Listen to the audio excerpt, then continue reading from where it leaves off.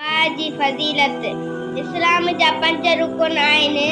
उन्हनि मां बुनियादी रुकन नमाज़ आहे।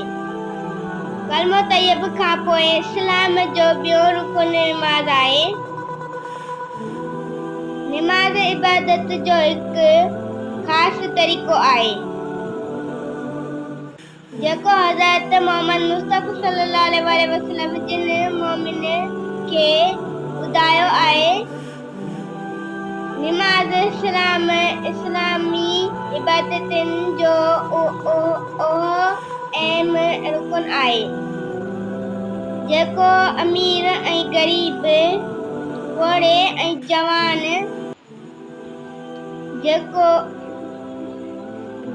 जवान, मर्द, तोड़े औरतुनि, बीमार ऐं तंदुरुस्त हर हिक ते फर्ज़ आहे।